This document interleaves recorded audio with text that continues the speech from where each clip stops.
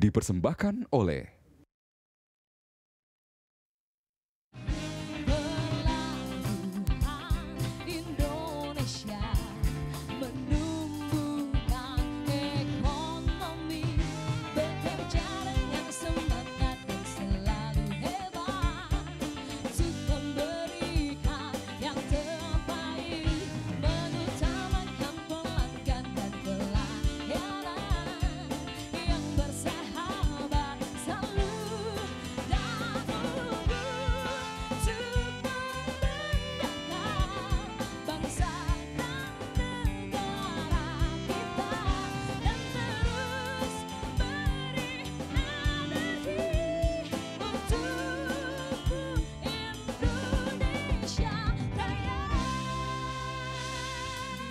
Ya, Ruth, kalau pelabuhan-pelabuhan di Indonesia itu menjadi pelabuhan kelas dunia, Rudi ikut bangga nggak? Oh, bukan cuma bangga, bangga banget. Bangga pakai Bangga banget ya. banget, pakai banget dong.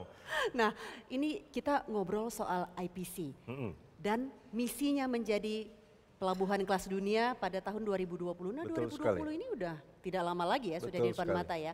Bagaimana kemudian perjalanan dan transformasi IPC untuk menyukseskan visi dan misinya, kita saksikan tayangan berikut ini.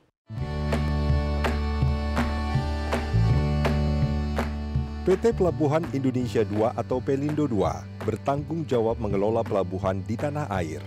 Beragam aktivitas dari ekspor, impor, distribusi logistik, bongkar muat, serta bea dan cukai berlangsung di pelabuhan sebagai pintu gerbang wilayah laut Indonesia. Proses transformasi pelabuhan itu harus dilakukan sedemikian rupa secara menyeluruh, secara korporasi. Dan itulah yang saya coba lakukan di pelabuhan, di Pelindo II ini dengan menyiapkan satu roadmap. Sampai tahun 2020, kita berharap bahwa Pelindo II bisa menjadi world class port operator. Sejak 22 Februari 2012, Pelindo II bertransformasi menjadi IPC atau Indonesia Port Corporation. Ini untuk mewujudkan visi IPC sebagai pelabuhan berkelas dunia. Pelabuhan Tanjung Priok Jakarta adalah yang paling siap menjadi pelabuhan kelas dunia. Bagaimana caranya agar Tanjung Priok ini bisa juga berkompetisi dengan Singapura? Kalau kita lihat, Singapura kan hanya satu pulau kecil, sedangkan Indonesia ini terdiri atas 17.000 pulau, dari Sabang sampai Merauke. Banyak sekali produksi misalnya dari Jawa, produksi dari Kalimantan, produksi dari Sulawesi yang mau diekspor sebelumnya lewat Singapura. Lalu saya berpikir kenapa mesti lewat Singapura? Kan bisa lewat Jakarta. Untuk bisa lewat Jakarta, kapal besar harus datang ke Jakarta. Dan sekarang sudah datang kapal besar itu, dia sudah bisa membawa muatan di atas 10.000 TEU dengan drap 18 meter. Dan bukan cuma sesekali, kapal raksasa itu sudah setiap minggu, bukan cuma ke Amerika, tapi juga bisa ke Eropa, bisa ke Jepang, ke China, dan yang terbaru ke Australia. Tersebar di 10 provinsi, sekarang 12 pelabuhan di bawah IPC merambah layanan digital port. Itu dilakukan agar pelayanan kepada konsumen makin efisien dari segi biaya dan waktu. Langkah lainnya, IPC berupaya meningkatkan kualitas dan kuantitas layanan serta fasilitas infrastruktur dan suprastruktur. IPC juga membangun terminal dan mengembangkan proyek strategis yang terkoneksi dengan kawasan industri. Saat ini kita sedang membangun pelabuhan baru berskala besar Kali di Kalimantan baru, Barat, Kalimantan Barat, ya. Di Kijing namanya. Kijing, ya.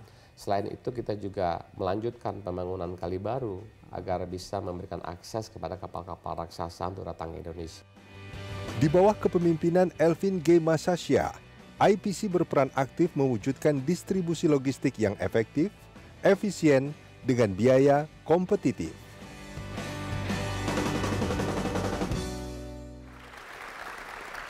Nah, ini kepala sukunya IPC juga ada di sini. Ada di sini. Kita harus tanyakan ini soal visi misi menjadi pelabuhan kelas dunia. Gak main-main ini loh, visi misinya ini loh. Optimis sekali kelihatannya ya, Pak Elvin. Kita Betul. tanyakan pendapatnya, Ruth. Ayo langsung kita minta Pak Elvin untuk memaparkan lebih dalam mungkin ya. Supaya visi kita bisa misi. lebih paham. Betul sekali. Silakan Pak Elvin. Saya berdiri ya. Silakan, Silakan. Pak. Terima kasih. Saya kira Pertama yang saya mau sampaikan, apa yang Pak Agus ceritakan tadi, itu satu realitas, satu fakta yang saya pernah alami langsung, berinteraksi, dan itu kita coba terapkan. Salah satu yang menarik buat saya adalah Pak Agus sampaikan, kalau kita membuat vision, itu jangan cuma dalam konteks Indonesia, tapi bagaimana negara ini punya daya saing dengan negara-negara yang lain. Atas dasar itu, saya meyakini Indonesia sebagai negara maritim bisa berkompetisi dengan negara-negara lain dalam hal kualitas. Itulah basic pemikiran kenapa kita ingin IPC ini menjadi world class port operator. Dan itu kita terapkan secara fokus untuk sampai ke sana, mentransformasi korporasinya, mentransformasi people-nya, sungguh-sungguh konsisten dan disiplin. Dan ini saya kira sudah berjalan 3 tahun. Tapi saya izin ini Pak Agus, kalau dalam konteks pengembangan IPC saya kira teman-teman ini sudah menjalankan dengan baik sekali dan hasilnya juga sudah ada. Tapi boleh nggak saya bertanya pada Pak Agus supaya ada yang di-sharing dengan teman-teman kita. Pak Agus, IPC ini punya 17 subsidiaries, 17 anak perusahaan sebagai operating company, punya 12 pelabuhan. Kita semua memiliki komitmen yang sama untuk menuju world class port operator. Tapi juga kita merasa, dan saya pun merasa sebagai human being, kadang-kadang ada saatnya bagaimana kita tetap mempertahankan spirit, mempertahankan daya juang ini tetap konsisten. Pak Agus bicara konsisten. Saya yakin itu ada di Pak Agus. Tatkala saya berinteraksi dan mengikuti itu ada. Nah, saya ingin kalau boleh Pak Agus bagikan tipsnya kepada teman-teman saya ini bagaimana konsisten mempertahankan semangat, daya juang bahwa yang kita tuju itu benar dan kita lakukan secara benar sepanjang masa sampai dengan cita-cita itu tercapai. Saya kira itu yang saya harapkan Pak Agus bisa berbagi dengan teman-teman saya. Terima kasih Pak. Silakan Pak Agus. Terima kasih Pak Elvin. Saya Bapak Ibu sekalian kembali kepada yang tadi disampaikan oleh Pak Elvin. Saya juga percaya ketika mengikuti perkembangan dari IPC dan luar biasa bahwa sudah mencanangkan akan menjadi world class port. Anda sudah mempersiapkan diri dengan semua persiapannya, bahkan sudah ada perusahaan yang jadi perusahaan publik di level anak perusahaan. Saya juga membaca bahwa tahun ini akan ada lagi mungkin pelabuhan Tanjung Priok akan dijadikan public company. Saya lihat bagaimana komitmen untuk menjadikan ke-12 port ini menjadi port yang smart, yang digital. Itu juga akan membuat suatu kinerja logistik cost menjadi turun dan akan membawa manfaat kepada efisiensi ekonomi Indonesia.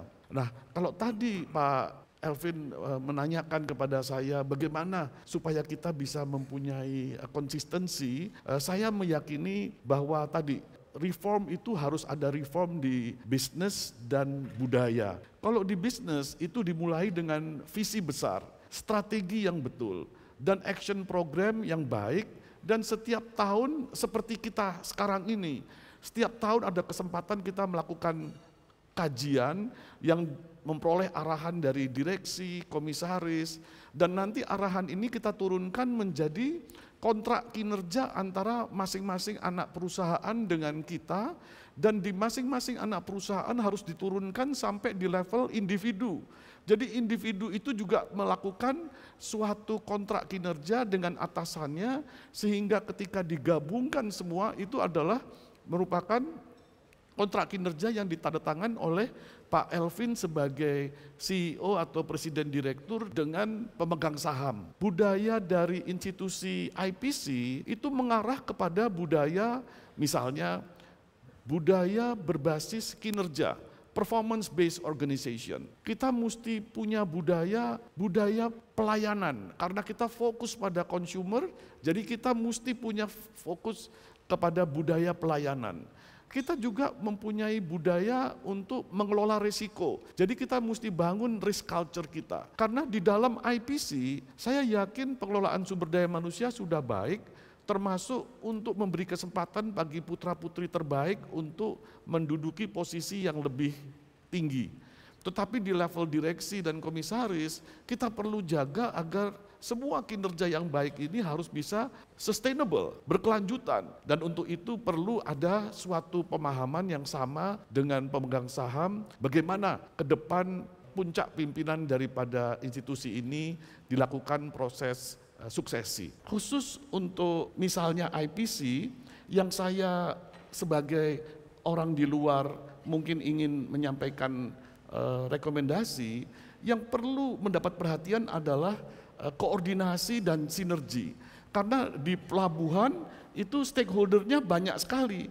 Ketika saya dulu Menteri Keuangan, itu saya tahu ada 18 instansi yang mempunyai kewenangan untuk mengeluarkan izin di pelabuhan. Nah, kalau seandainya dwelling time itu nanti tanggung jawabnya hanya di satu institusi, itu susah. Jadi ke 18 ini harus mau berkoordinasi dan bersinergi. Perlu koordinasi yang baik antara pemerintah pusat dengan pemerintah daerah. Masing-masing pemerintah daerah pengen untuk ekspor langsung ke luar negeri. Kalau semua ekspor ke luar negeri, itu mother vessel-nya nggak mau lagi mampir ke Indonesia. Dan itu membuat kita kehilangan kesempatan gitu. Kalau kita sudah punya pelabuhan yang bagus, dan kita sudah punya interkonektivitas di bidang maritim yang bagus, kalau tidak ada interkonektivitas kepada jalan, kereta api, dan lapangan udara, tentu juga menjadi tidak optimal. Kalau kita sudah punya fasilitas pelabuhan yang baik, kita sudah mampu untuk memfasilitasi perdagangan yang baik, tapi kalau KEK, kawasan ekonomi khusus atau industrial estate itu jauh, jadi akhirnya juga tidak efisien. Jadi tantangan kita ke depan adalah bagaimana kita berkoordinasi, bersinergi antara anak-anak perusahaan di dalam IPC, termasuk dengan kementerian lembaga yang lain, termasuk pemerintah pusat dan pemerintah daerah gitu. Oke, boleh dong tepuk tangan buat Pak Agus Martowardoyo. Nah, kita sudah sampai di penghujung acara. Nah, dari sekian banyak penjelasan dan insight yang diberikan oleh Pak Agus, kita ingin mendengarkan juga ini closing statement dari Pak Elvin. Silakan Pak Elvin.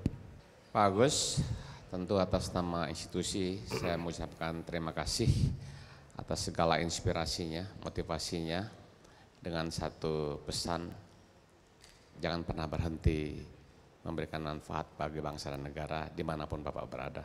Terima kasih, selamat buat Pak Agus, selamat buat semuanya. Terima kasih Pak Elvin.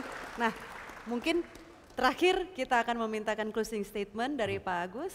Terima kasih Pak Elvin, direksi dan komisaris dan seluruh keluarga besar IPC. Saya ingin menyampaikan bahwa IPC sudah punya visi besar. IPC sudah mempunyai perhatian untuk pengembangan sumber daya manusia. Strategi pun sudah disiapkan dengan baik. Jadi yang sekarang ini perlu kita lakukan adalah dapatkan kepercayaan dari stakeholders dan implementasikan dengan konsisten. Insya Allah kita akan memiliki world class port yang mempunyai operations dan services yang handal di dunia. Ya, saya mengutip pernyataan Pak Agus. Tadi apa yang menjadi motivasi dasar kita untuk terus konsisten gitu karena cinta dalam melaksanakan pekerjaan dan cinta juga yang menjadi value dari IPC. Kayaknya dengan dua cinta ini apa yang dicita-citakan oleh IPC itu akan benar-benar terwujud dalam waktu dekat. Sekali lagi selamat buat IPC. Baik, kiranya sampai di sini ya sudah cukup banyak diskusi kita. Meskipun masih banyak lagi sebetulnya yang ingin kita tanyakan. Betul. Ya. Terima kasih sekali lagi kepada Pak Agus Martowardoyo atas waktunya ya untuk berbincang dan berdiskusi tentang berbagai hal. Terima kasih juga buat Pak Elvin dan IPC. Kita jumpa lagi di DK Show episode mendatang. Sampai jumpa.